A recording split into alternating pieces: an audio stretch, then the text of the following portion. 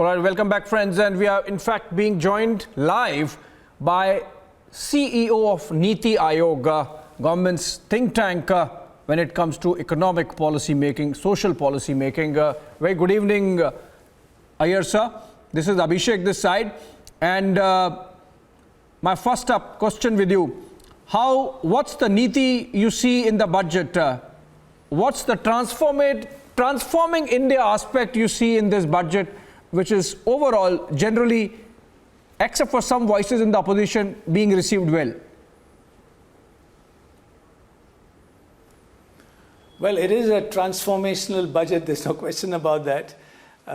And if you're extremely balanced, I think it meets all the stakeholders' requirements all the way from bottom to top. So it's, in many ways, an inclusive growth budget. But as far as NITI is concerned, I think there are a couple of aspects which are a little more sort of prominent.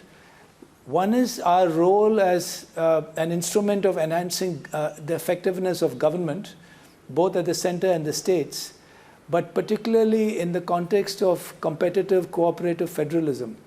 How can NITI work with the states and support them in their own inclusive growth and GDP goals?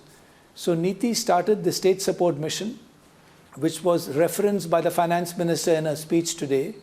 And this is about how NITI is working with states to help them set up institutes for transformation and develop a roadmap towards an inclusive growth trajectory. Yeah. In addition to that, in keeping with the sort of bottom-up approach of the budget, NITI is also working with states in taking forward the aspirational block program. This was announced a few weeks ago by the Prime Minister. It builds upon the aspirational district program, but it's really about taking development right down to the grassroots level. How can you improve health, education, financial inclusion, infrastructure, agriculture, right down at the block level? The block, as you know, is a basic unit of development. So if you can take 500 of some lagging blocks across the country, push them up to the state average and beyond, that will give a huge fillip to development right down to the grassroots level. Those are just a couple of areas where NITI is focused on in terms of transformation of development. Okay, so since you mentioned competitive federalism, if I heard you right, some states might say, sir, given the fact that the finance minister in fact said that the states should be collectively having a fiscal deficit of not more than 3.5%, of which 0.5% goes for the power reform sector, some states might say or make a charge against the government that this state support mission, the mission is to really hem in the states with that very limited fiscal deficit. The state support mission is really not at all one size fits all. It's targeted to support the states on a demand basis. So every state will have its own growth trajectory, and NITI is working with all its comparative advantage in identifying what are those specific requirements of a state and supporting it in that regard. In any case, as the finance minister mentioned, the 50-year interest-free loan of 1.4 lakh crores is continuing. The states are obviously incentivized to bring in their own capital expenditure, but this will also attract the private sector investment in the capital and infrastructure. So I think that the support is very much cooperative, competitive as well, and NITI Aayog is just working with states to take that positive agenda forward. Right, sir. Just a couple of questions come to my mind. You mentioned aspirational districts and aspirational blocks.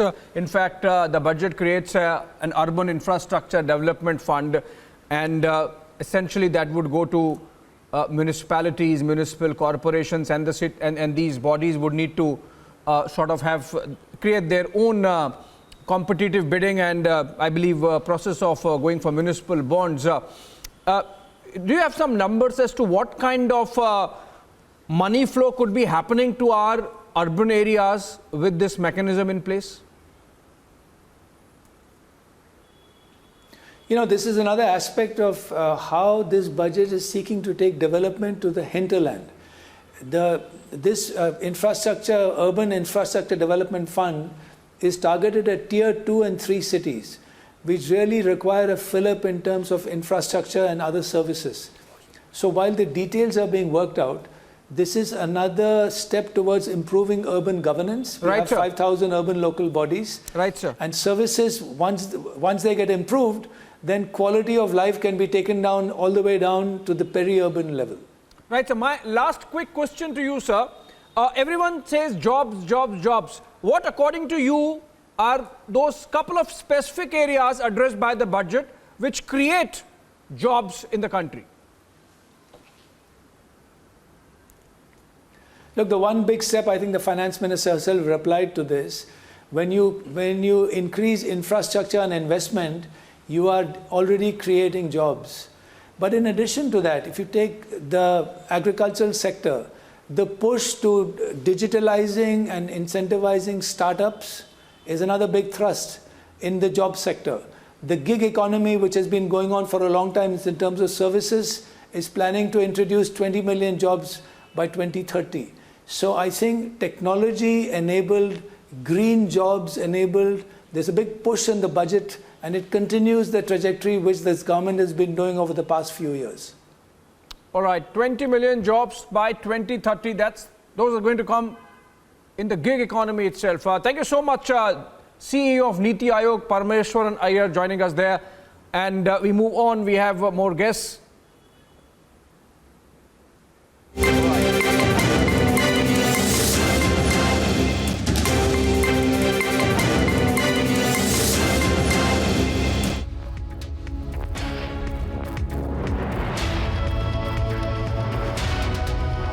All right, joining us live now to take the conversation forward, Uday.